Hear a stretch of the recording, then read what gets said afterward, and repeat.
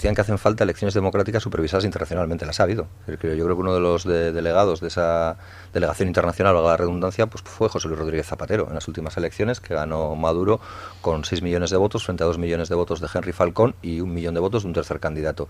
Y la realidad es que este golpe, o este intento de golpe de Estado, que probablemente, que hasta el momento se ha quedado en una especie de sainete, no es nuevo. Es decir, esto no es una realidad que nace por no sé qué cosa que pasa en el 2015 que ha señalado Josean. No, esto es una constante, la del injerencismo en la soberanía nacional de Venezuela, porque no les gusta el gobierno que hay, porque es verdad que la situación en Venezuela es crítica o muy difícil, pero no es menos cierto que la situación en la que se ve abocada Venezuela tiene que ver mucho con la presión internacional. Se habla de golpes de Estado duros y golpes de Estado blando. Esto la legislación internacional y la comunidad internacional lo asume de ese modo. Y yo creo que contra Venezuela se lleva haciendo un golpe de Estado blando, aquel que no precisa en un primer momento del uso o el empleo de la fuerza mediante las armas, de manera constante y permanente. Es decir, Venezuela sigue teniendo unas reservas de petróleo importantísimas y sigue teniendo un alineamiento político que no es el que le interesa al que está provocando Estados Unidos en el conjunto del cono sur latinoamericano. Yo creo que eso es una evidencia muy clara.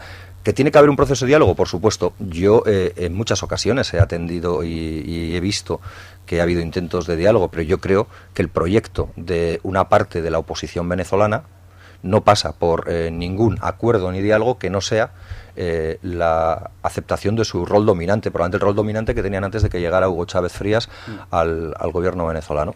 Yo creo que esa es una constante que va a estar ahí, porque se habla mucho de cuáles pueden ser los motivos que obligan a que este golpe de Estado, con un autoproclamado Guaidó en una manifestación que ya de por sí es muy chocante, y no me deja de parecer menos chocante que se valide esa posición, la de la autoproclamación mediante manifestación como presidente de una nación, esperando que eso tenga un efecto reflejo en el ejército, que parece que de momento no lo tiene, o por lo menos en la Junta del Estado Mayor del gobierno o del ejército venezolano, pero se utiliza como argumento, y lo pongo encima de la mesa, que no hay más que ver la cantidad de miles de venezolanos que han tenido que abandonar Venezuela como efecto de la crisis o de la persecución política del gobierno de Maduro.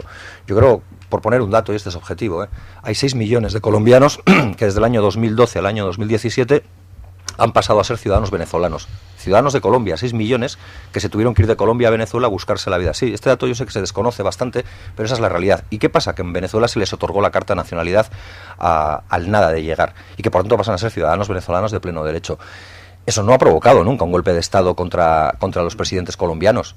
No quiero hablar ya de la caravana de migrantes hacia Norteamérica, sobre todo nutrida de gente de Ecuador, de Honduras, de Guatemala, y de sus respectivos, y de la inacción o la mala acción o praxis de sus respectivos gobiernos. No ha provocado nunca tampoco un aplauso de la comunidad internacional o de cierta parte de la comunidad internacional a autoproclamaciones gubernamentales. Y sin embargo aquí hay un interés geoestratégico muy evidente.